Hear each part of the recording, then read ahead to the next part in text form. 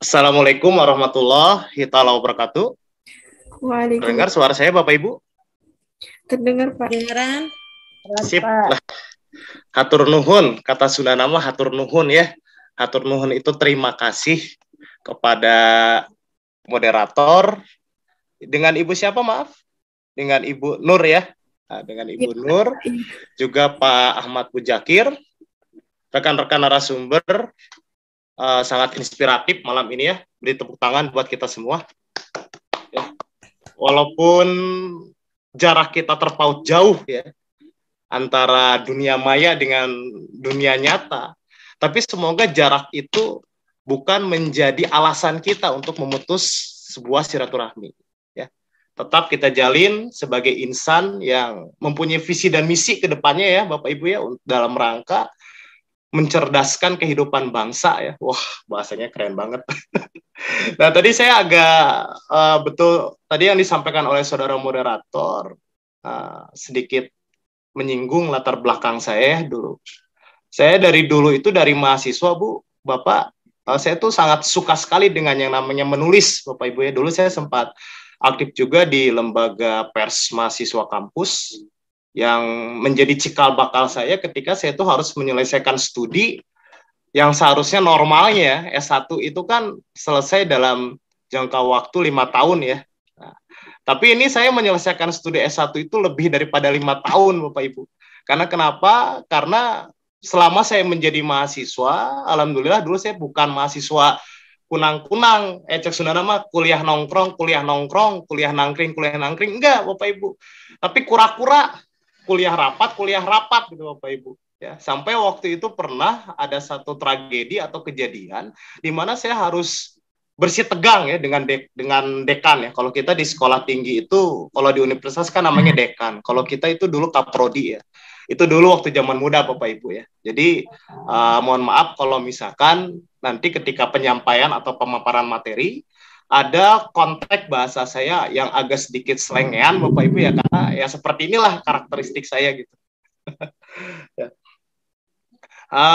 Sebelumnya saya di sini akan membawakan materi tentang dilematika pelaksanaan P5 ya, atau yang viral di dunia pendidikan kita saat ini yang dihadapi oleh anak-anak kita. Ini saya singkat P5 karena kalau misalkan saya tuangkan ya istilah ini dengan redaksi yang sesungguhnya, ini bisa jadi pemborosan kata ya Bapak Ibu ya. Nah, proyek penguatan profil pelajar Pancasila dalam bingkai kurikulum nasional.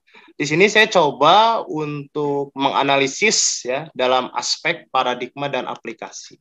Tapi sebelum itu saya coba untuk kita coba untuk ini dulu ya. Kita coba untuk membuka paradigma kita bareng-bareng nih Bapak Ibu ya.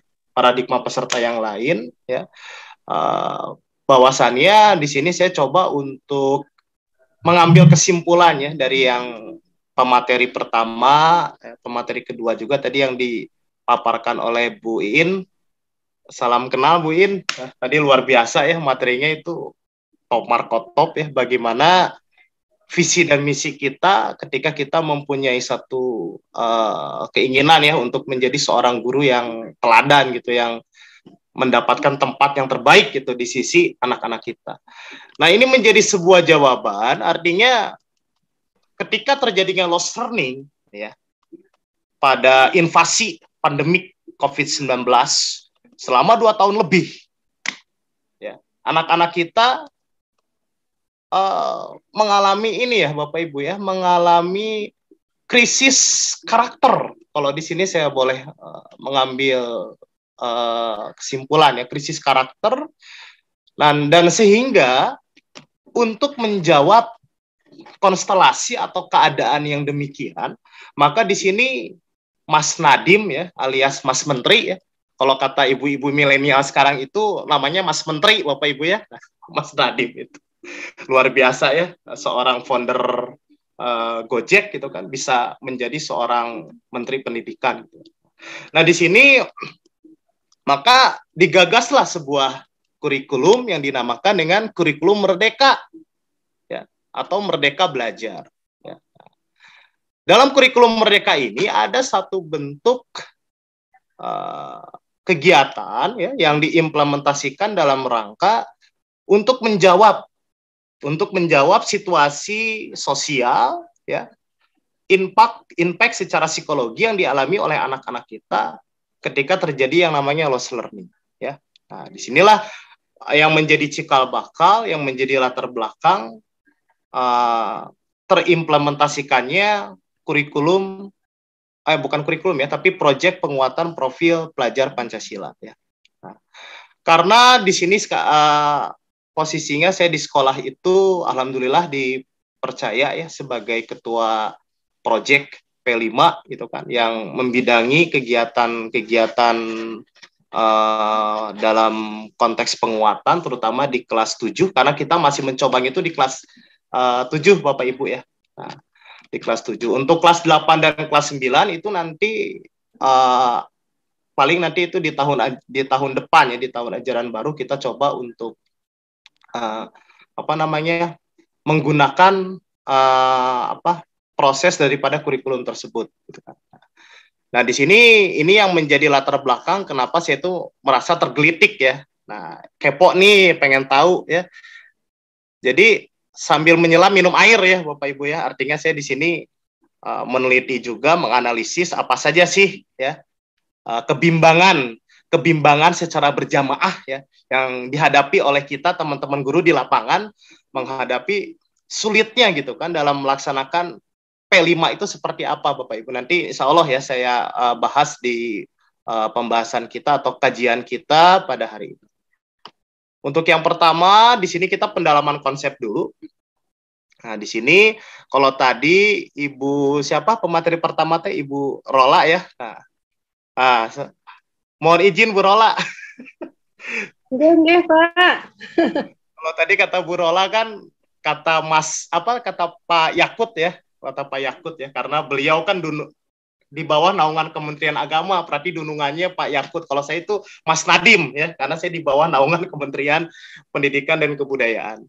Di sini berdasarkan versi dari Mas Nadiem sendiri ya, saya tidak perlu memaparkannya lagi karena memang jelas ya, terlihat ya dengan Bapak Ibu sekalian bahwa ada dasar hukumnya dalam pelaksanaan kegiatan P5 itu ya, nomor 7 tahun 2022 tentang standar isi pada pendidikan anak usia dini.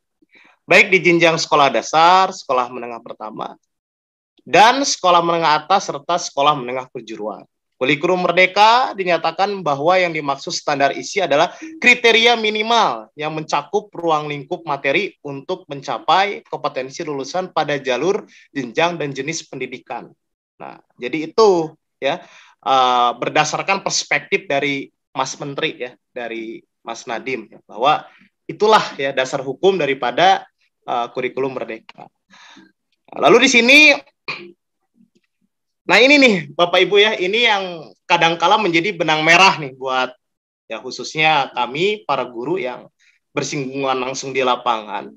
Nah, di sini yang menjadi benang merah buat kita adalah ketika lokus utama kita di sini kita arahkan atau kita proyeksikan ke dalam satu bentuk aktivitas secara akademik yang mana mengkerucut kepada implementatif daripada P5 sendiri.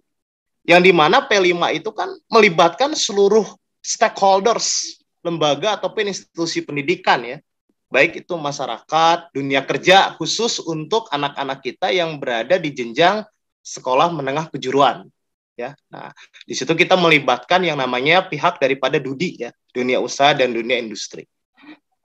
Tapi kalau untuk anak-anak kita yang berada di jenjang SMP dan SMA, di sini kita lebih melibatkan kepada peran daripada orang tua, sehingga kita tuh tidak kena omel orang tua, Bapak Ibu, ya. Karena kenapa?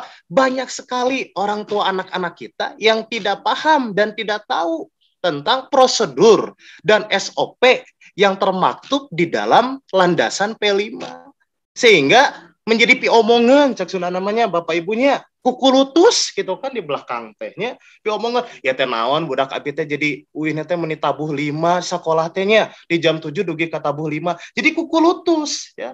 Padahal tidak tahu orang tua itu bahwasannya untuk kegiatan P5 ini merupakan bagian daripada proses pembelajaran intrakurikuler. Tapi didesainnya, diplotnya dalam bentuk kokurikuler. Nah itu.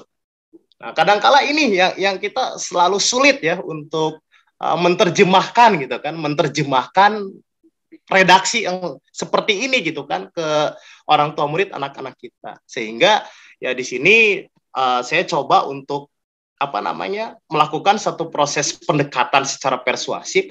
Pertama di sini yang menjadi ranah pendekatan kita di situ adalah pengawas Bapak Ibu.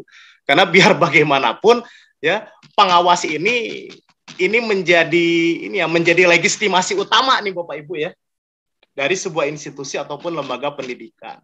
Jadi artinya di sini kita terus melakukan koneksi ya secara knowledge ya dengan pengawas ya untuk bagaimana sih meramu dan merancang suatu bentuk proyek yang tidak memakan biaya Bapak Ibu. Karena kalau di negeri itu kan terhitungnya pungli Bapak Ibu ya kalau kita mengeluarkan anggaran DSP biaya operasional kalau misalkan yang tidak sesuai dengan anggaran yang telah dialokasikan di dalam ARKAS, Bapak Ibu.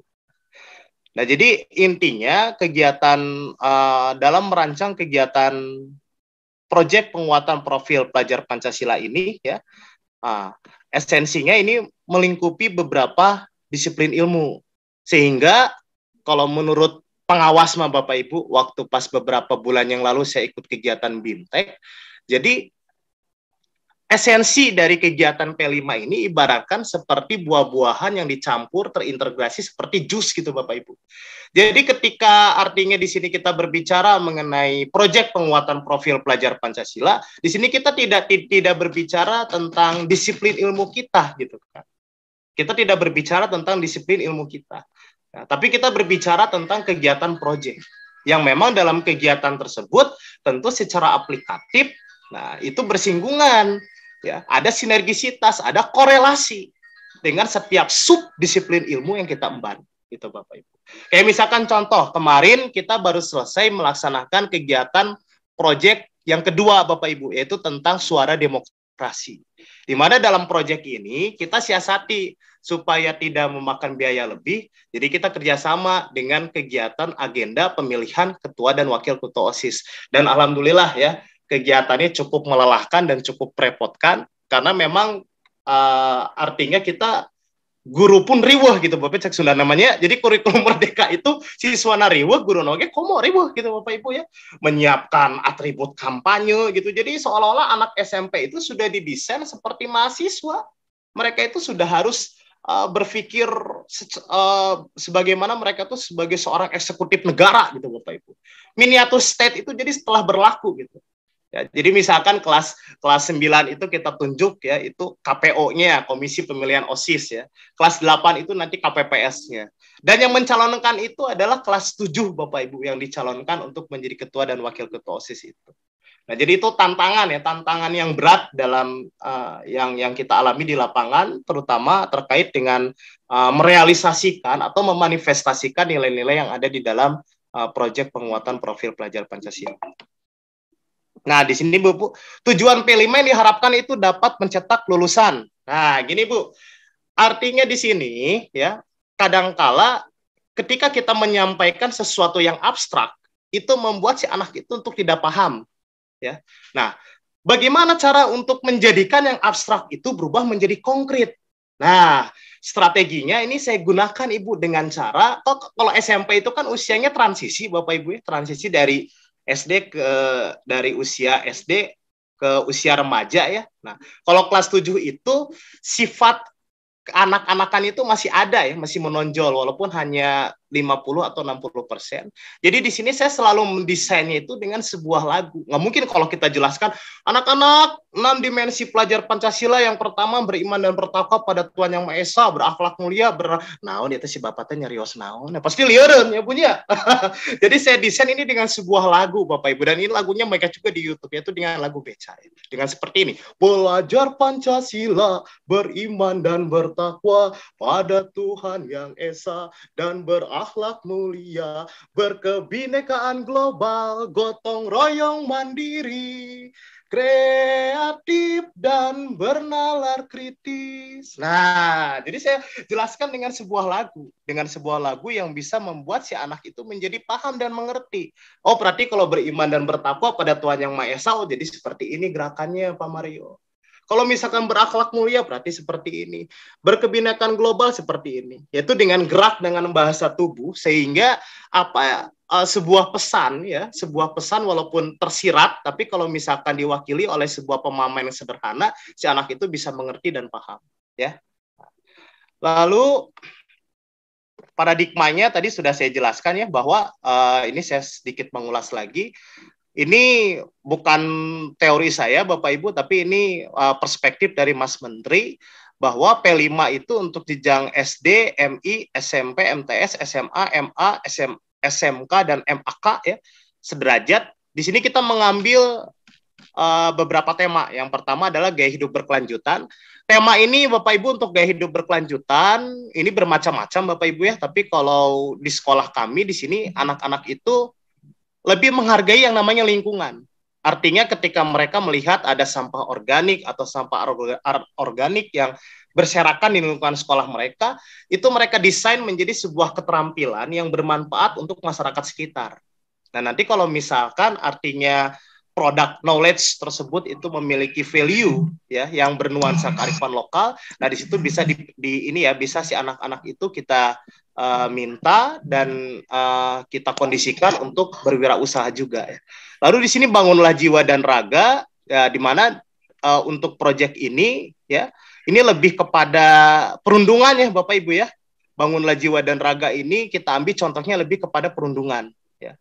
Yang di mana sekarang ini kan bahaya daripada perundungan itu menjadi tren ya, menjadi viral di dalam kehidupan sosial anak-anak kita terutama di level sekolah menengah pertama ya, karena transisinya itu jelas banget. Nah, kemudian suara demokrasi tadi yang saya jelaskan dan rekayasa teknologi ya, kewirausahaan serta kebekerjaan ya. Mungkin kalau untuk yang tema kewirausahaan dan kebekerjaan ini dua tema ini seringkali diimplementasikan untuk level sekolah menengah kejuruan ya. Itu kalau di daerah saya, tapi nggak tahu kalau misalkan di daerah Bapak Ibu kan setiap daerah itu mempunyai kearifan lokal yang sangat variatif ya Bapak Ibu. Nah, kemudian di sini langkah-langkah untuk menyusun asesmen. Nah, di sini saya tidak membahasnya terlalu jauh karena saya juga nggak ngerti Bapak Ibu tentang asesmen itu apa. Jelas Bu, kita gelap banget ya. Tahun pertama kita melaksanakan kurikulum merdeka, kita tuh bisa dibilang bingung berjamaah Bapak Ibu ya. Jangankan kita, pengawas juga nggak tahu, masih meraba gitu kan. P5 tuh gimana gitu kan. Akhirnya saya inisiatif untuk mengikuti kegiatan-kegiatan latihan di kelas secara mandiri ya, dan akhirnya alhamdulillah perlahan tapi pasti step by step ya, di situ sambil menyelam minum air ya, sedikit-sedikit saya tahu gitu kan, oh ternyata begini caranya menyusun yang namanya asesmen. Dan ternyata Bu, ketika di lapangan ya, kondisi di lapangan, pengaruh COVID-19 itu wah itu luar biasa ya. Artinya bukan hanya krisis karakter saja, tapi di situ pun kita krisis pemahaman literasi, Bapak Ibu. Banyak anak-anak kita yang ternyata di situ ketika mereka masuk ke SMP, bahkan ada yang belum bisa baca, Bapak Ibu. Nah, heran gitu kan lah, kok bisa diluluskan dari SD-nya gitu kan. Ini pertanyaan ini sempat saya sampaikan ke narasumber yang malam kemarin ya Pak Ahmad, ya ini Mas Ahmad juga mendengar gitu kan. Nah, tentunya ini kan bukan masalah artinya apa namanya karakter itu lebih penting, enggak. Justru ini kan yang menjadi salah satu dampak yang sangat negatif ya ketika memang si anak itu belum memiliki kompetensi dasar mereka untuk membaca, ini akan menjadi satu hal yang sangat menyulitkan mereka nanti kelaknya ke depan gitu kan. Kelak ke depannya nanti mereka itu seperti apa gitu kan. Ini kekhawatiran saya. Jadi ya tentu ke depannya mudah-mudahan ya kita sebagai insan pendidik ya perlu memperhatikan hal ini. Jangan sampai ini yang kita sepelekan tapi bisa berdampak luar biasa gitu nanti ke depan. Kemudian konteks dimensi ya di sini kita mengambil tema itu sesuai dengan apa kontak yang ada, kebutuhan yang ada di lingkungan kita, karena sekolah saya ini berada di bukan di wilayah kota Bandung ya, tapi cek Sunda nama di daerah Bandung Gigiran Ibu ya, Bandung pinggiran gitu kan.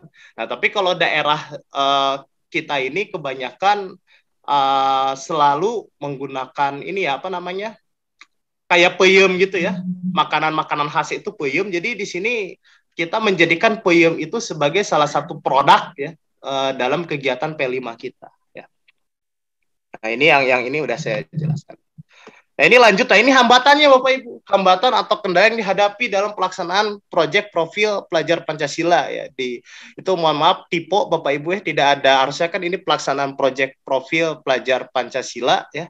Nah, ini tidak pakai penguatan ya, maaf ya. Ini salah, ini apa, ketinggalan satu redaksi.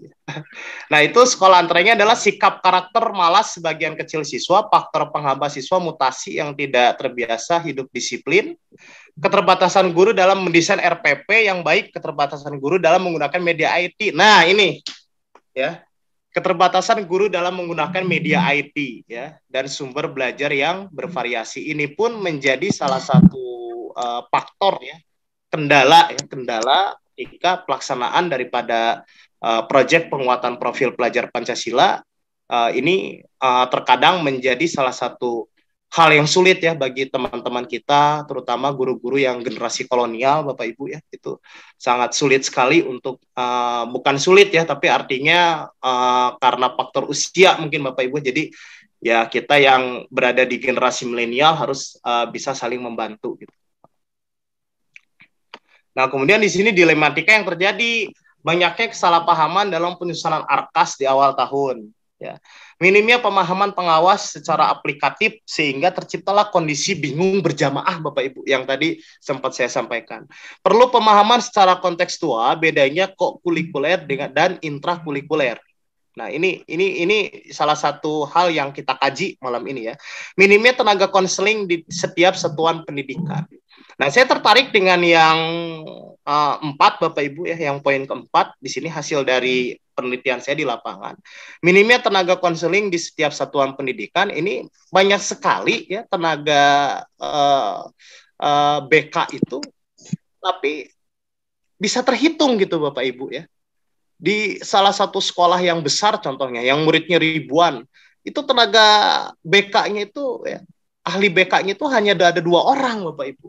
Ini kan menjadi salah satu PR juga ya, PR pemerintah.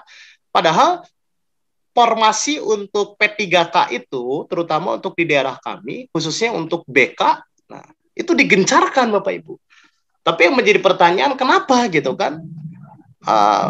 Minimnya gitu kan, minimnya rekan-rekan kita gitu kan, mahasiswa-mahasiswa kita gitu kan, yang ingin mengambil jurusan ini gitu kan, sehingga imbasnya, dampaknya kepada kurangnya tenaga SDM ya, terutama yang ada di yang bimbingan konseling, terutama yang ada di setiap institusi atau lembaga di daerah kami ya. Mudah-mudahan di daerah Bapak Ibu itu mumpuni ya untuk tenaga BK-nya sendiri, karena ini sangat diperlukan. Karena kenapa?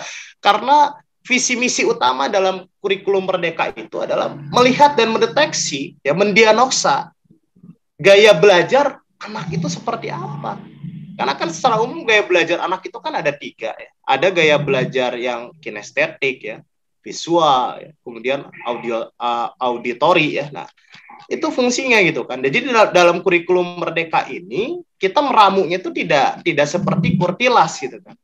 Kalau kurtilas itu kan artinya tidak dilakukan secara random, tapi dilakukan dengan cara berkelas-kelas gitu, nggak ada hierarkinya. Tapi kalau kurikulum Merdeka di sini, misalkan dalam satu kelas itu kita terdapat ada 2 orang anak yang kinestetik kebayang ya Bapak Ibu ya, wah jalingkah Bapak Ibu, biur aja.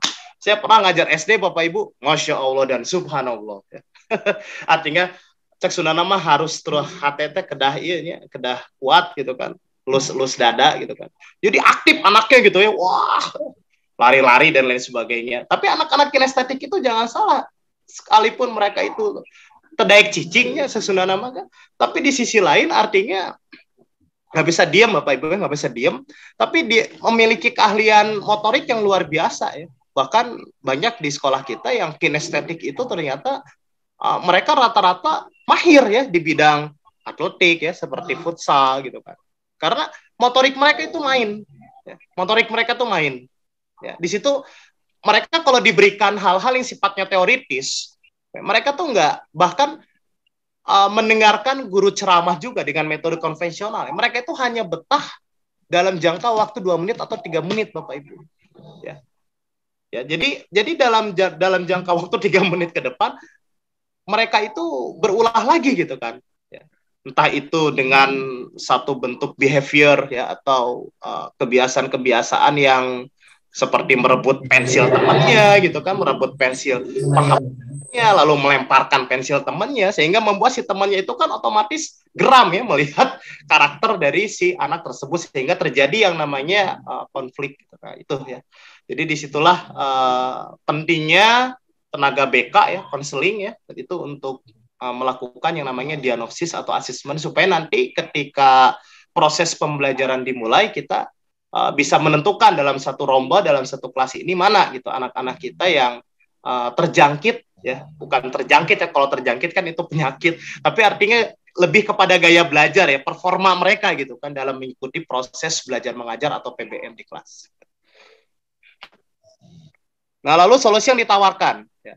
Persiapan secara matang itu menjadi skala utama, libatkan para ahli di bidang yang di bidangnya, terutama dalam pengolahan proyek, sehingga kondisi yang terjadi bukan meraba-raba, melainkan paham secara seutuhnya. Ketersediaan anggaran yang jelas dalam alokasi, terutama pada pemenuhan kebutuhan proyek. Betul Bapak Ibu. Ya. Selain mengajar di SMP, di sini pun saya mengajar juga di SMA, Bapak Ibu ya. Nah, proyek yang saya tekankan di SMA itu, kita lebih menekankan kepada proyek yang judulnya itu adalah tentang kewirausahaan. Kita mengambil tema tentang kewirausahaan. Di mana di dalam proyek tersebut ya, kita lebih mengarahkan anak-anak itu untuk berwirausaha. Berwirausaha ini coba bagaimana caranya mereka bukan hanya untuk disuruh jualan aja atau mereka memasarkan produk aja, bukan, tapi dengan cara hal yang lebih ini ya, hal yang lebih khusus ke hal yang umum gitu. Jadi dari induktif ke deduktif gitu Bapak Ibu. Yaitu dengan cara artinya kita berikan mereka tuh telur ayam Bapak Ibu. Telur bukan telur ayam matang ya. Kalau telur ayam matang kan enak ya dikonsumsi gitu. Telur ayam hidup gitu. Jadi sampai telur ayam itu menetas, lahirlah anak itik. Dari anak itik itu nanti berubah menjadi ayam dewasa. Ya, lalu mereka potong, dan setelah mereka potong, mereka produksi menjadi sebuah chicken atau menjadi sebuah produk, lalu mereka jual gitu Bapak Ibu. Nah, di sini kepikir juga oleh kita, lantas apakah sekolah harus menyediakan ternak ayam gitu ya di lapangannya atau bagaimana? Nah, di sini kita siasati dengan cara artinya kita bekerja sama dengan salah satu ya ahli ya, di sini kan ahli dalam bidangnya, ahli berternak itu seperti apa. Kita panggil beliau, ya. Beliau itu bukan lulusan S1, S2, S3, ya bukan. Tapi beliau itu orang yang ahli di bidangnya, ahli di bidang berternak ayam itu seperti apa. Jadi beliau yang membimbing anak-anak bagaimana sih caranya berternak ayam dengan efektif dan efisien itu seperti apa gitu Bapak Ibu. Jadi di sini kita melibatkan orang-orang yang ahli di dalamnya untuk membekali anak-anak itu dengan pemahaman proyek yang nanti mereka ikuti gitu. Kalau kita memberikan mereka pemahaman tentang hal-hal yang dalam ruang lingkup teoritis, saya yakin di situ nanti jomplang ya, anak-anak nggak bisa meraba, nggak bisa memahami ya. Seperti kita aja kan, artinya kalau dulu kan kita sempat meraba-raba juga, bukan dulu sih, tapi beberapa tahun yang lalu ya, dinamika kurikulum yang silih berganti gitu kan, belum beres KBK udah ke KTSP, kurikulum 2013 versi pertama, kurikulum 2013 versi 2014, kurikulum 2013 versi 2017, sampai sekarang kurikulum merdeka, kurikulum yang silih berganti tentunya membuat kita tuh menjadi ini ya, menjadi bimbang gitu kan, menjadi galau gitu kan, kita tuh harus seperti apa meraba-raba. Nah, jadi dengan cara artinya kita menghadirkan yang ahlinya, harapannya si anak itu bisa lebih paham dan bisa lebih memahami gitu kan tentang proses kewirausahaan itu seperti apa dan bagaimana. Nah, pengajar atau guru hendaknya ini solusi mengatasi hambatan dalam pembentukan profil pelajar Pancasila. Pelajar atau guru hendaknya juga turut memperhatikan kondisi dan perkembangan kesehatan fisik dan mental. Awas nih Bapak Ibu ya. Nah, sekarang ini anak-anak kita itu lebih cerdas ketimbang kita Bapak Ibu. Artinya kenapa?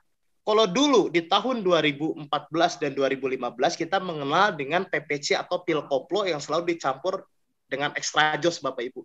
Jadi kalau setiap hari Senin ya, saya tuh hari Senin itu bukan hanya bertugas sebagai guru aja Bapak Ibu, tapi juga sebagai security sekolah. Jadi artinya menyantroni semua lingkungan sekolah, dan ternyata ketika saya lihat di lapangan banyak anak-anak kita yang ternyata lebih memilih untuk berdiam diri di warung Bapak Ibu, bahkan di kos-kosan atau kontrak-kontrakan teman-teman mereka, teman sejawat mereka ya. Lalu ketika kita telusuri di lapangan, temuan-temuan di lapangan, ternyata banyak sekali botol-botol yang isinya itu adalah ya pil koplo itu ya, campuran dari extra jos dan lain sebagainya. Bahkan dulu kan sempat ada kasus lem Aibon ya dan lain sebagainya, itu dijadikan sebagai media mereka untuk kalau kata bahasa gaul nama fly gitu kan ya, terbang dan lain sebagainya gitu kan. Tapi tindakan-tindakan yang termasuk ke dalam kajian dekadensi moral ya Bapak Ibu. Menciptakan kesempatan belajar yang lebih baik bagi siswa, itu dengan cara bagaimana? Nah, kadang Bapak Ibu, ketika kita berada di jam terakhir, mood siswa itu buruk ya. Membangkitkan mood siswa yang bosan itu adalah PR yang sangat sungguh luar biasa nih, Mas Ahmad nih ya. PR yang sangat sungguh luar biasa. Kadang kalau saya nih Bapak Ibu ya, saya selalu membangkitkan mood anak itu ya dengan cara yang pertama, entah itu memutarkan film ya. Nah, satu ya, video pembelajaran ya. Film itu film yang ada kaitan dengan materi pembelajaran. Dan yang kedua biasanya dengan beberapa teknik ice breaking yang sederhana. Kayak tepuk 1 kali ya, tepuk 2 kali, tepuk setengah. Itu yang membuat si anak itu jadinya mereka itu di mood nantinya akan bangkit ya. Sehingga suara sumringah dan gemuruh di dalam kelas pun itu nanti akan terjadi. Nah, tapi itu tidak saya lakukan setiap hari Bapak Ibu, nanti khawatir saya dapat komplainan dari guru-guru lain ya Bapak Ibu ya. Nah, jadi saya lakukan itu melihat daripada kondisi dan tingkat mood anak itu yang kadang naik turun Bapak Ibu. Nah, lalu di sini penguatan konsep ya. Nah, itu tadi sudah saya jelaskan ya, bahwa dalam proyek penguatan profil pelajar Pancasila itu terdapat 6 dimensi ya. Di sini ada beriman dan bertakwa kepada Tuhan Yang Maha Esa dan berakhlak mulia, kreatif, gotong royong, berkebinekaan global, bernalar kritis, mandiri ya. Nah, itu ada 6 dimensi. Tadi itu supaya anak-anak lebih mudah untuk menghafal 6 dimensi itu. Jadi saya tuangkan di dalam sebuah lagu Becak ya, tadi yang sempat saya peragakan gitu Bapak Ibu. Nah, kemudian itu metodologi pengembangan, beberapa cara yang dilakukan pendidik untuk mendorong partisipasi peserta didik, diantaranya dengan membangun ikatan batin. Betul tadi yang dikatakan oleh Bu Iin ya, ketika kita dekat dengan anak, ya ketika artinya kita menimbulkan satu bentuk chemistry dengan anak kita, apapun yang kita jelaskan kepada mereka itu mudah mereka terima Bapak Ibu. Nah, mudah mereka terima. Maka kan dulu ada pepatah yang mengatakan, kalau kamu ingin menyukai pelajaran dari salah satu guru, berarti kamu sukai dulu gurunya. Menyukai gurunya bukan dalam arti romansa, tanda kutip, bukan ya, tapi artinya dengan karakter gurunya. Jadilah kita sosok seorang pendidik yang bisa mengayomi mereka, gitu kan. Timbulkanlah sebuah chemistry, sehingga kita bukan menjadi sosok yang menakutkan buat mereka, tapi sosok yang melindungi mereka, gitu. Nah, lalu di sini value-nya, secara umum P5 dalam kurikulum Merdeka bertujuan untuk menghasilkan lulusan yang berkompeten, ya, berperilaku sesuai dengan nilai-nilai Pancasila, ya, di setiap jenjang pendidikan. Namun secara praktis P5 bertujuan untuk memberikan pengetahuan dan keterampilan tambahan dari lingkungan sekitar peserta didik. Tadi yang saya sampaikan Bapak Ibu ya, bahwa kita menghadirkan pemateri atau narasumber yang betul-betul ahli di bidangnya, ya. Artinya supaya anak-anak itu tidak meraba-raba proyek yang mereka aplikasikan itu apa. Dengan berlakunya kurikulum Merdeka diharapkan peserta didik dapat berkembang tidak hanya intelektual tapi juga motoriknya ya. Karena tujuan daripada kurikulum Merdeka kan judulnya juga tagline-nya Merdeka Belajar. Artinya merdeka di sini ya berarti selama bukan berarti konteks merdeka itu seenaknya gitu, tapi tetap ada rules sehingga saya sedikit mengutip ya pembahasan dari narasumber yang kemarin bahwa lingkungan itu merupakan salah satu aspek yang aspek yang paling epicentrum gitu kan untuk membentuk suatu karakter seorang peserta didik supaya mereka itu tidak hanya sekedar terampil dalam IQ-nya saja, tapi secara IQ dan SQ-nya pun terjadi yang namanya proses korelasi, gitu Bapak Ibu. Ya. Jadi itulah tujuan daripada proyek penguatan profil pelajar Pancasila. Dan ini benang merahnya ini Bapak Ibu, nah ini benang merah yang harus kita renungi ya dari hasil pembahasan kita, dari hasil sharing kita pada malam hari ini. Yang pertama, hal yang paling esensial dari suatu proyek bukan hanya ketercapaian saja, melainkan harapannya peserta didik dapat mengenal secara objektif situasi sosial melalui refleksi setiap elemen dalam proyek. Betul tadi ya, bahwa pembiasaan itu merupakan bentuk perwujudan dari proyek profil pelajar Pancasila juga Bapak Ibu. Sekarang ini anak-anak itu lebih suka membaca status WA, ya, lebih suka artinya ya menzolimi sesama temannya melalui sosial media ya. Tapi minimnya krisis mereka, krisis pemahaman mereka dalam memahami ayat suci Al-Qur'an. Makanya di sini kita selalu melakukan yang namanya pembiasaan sholat duha. Itu merupakan salah satu bentuk aplikasi dari elemen beriman dan bertakwa pada Tuhan Yang Maha Esa dan berakhlak mulia ya. Nah, itu salah satunya. Lalu yang kedua di sini benang merahnya keberlangsungan proyek bukan bersifat sementara dan tidak terhenti oleh estimasi semester, melainkan perlu bersifat kontinu. Ya, jadi tidak mentang-mentang habis semester berarti udah aja ya, artinya hanya sebatas proyek, tapi nggak seperti itu ya. Tapi anak-anak kita tuh dituntut untuk betul-betul secara komitmen menjalankan apa ya, internalisasi nilai yang ada di dalam muatan proyek itu apa. Bukan hanya sekedar knowledge-nya saja Bapak Ibu, tapi internalisasi value-nya itu pun harus ya mereka manifestasikan di dalam lingkungan sosial mereka. Lalu yang terakhir, kesiapan dalam pelaksanaan proyek tidak diukur secara kuantitatif, melainkan lebih kepada proses dan perjalanan yang sehingga ada kebermanfaatan. Betul Bapak Ibu. Selama ini kita hanya menilai segala sesuatu itu dari hasilnya. Yang mahal itu bukan hasilnya, tapi perjuangan dan proses itulah yang mahal. Ya. Nah, jadi ketika orang berhasil itu bukan hasilnya, tapi perjuangannya yang harus kita nilai. Nah, itulah yang harus kita perkenalkan kepada anak-anak kita. Kalian jangan berlomba-lomba untuk membuat produk proyek yang bagus, ya. Tapi proses untuk membuat produk itu yang dijadikan sebagai penilaian utama kami. Makanya dalam proyek penguatan profil pelajar Pancasila, di situ kan ada yang namanya belum berkembang, ya. Kemudian berkembang sesuai harapan, ya. Yang levelnya paling tinggi itu adalah sangat berkembang. Nah, artinya kan yang kita nilai di situ adalah prosesnya, bukan produknya, ya, tapi prosesnya, ya, proses yang dilakukan dengan kerja keras, kerjasama, ya, pengabdian, ya, serta kolektif kolegial, ya. Itu yang kita jadikan sebagai standar penilaian. Dan yang terakhir, Bapak Ibu, ya. Di sini saya sedikit mengutip fenomena yang sekarang ini terjadi ya di yang sangat viral gitu kan di negeri ini, dan ini pun menjadi hal yang sangat memprihatinkan buat kita semua sebagai seorang pendidik.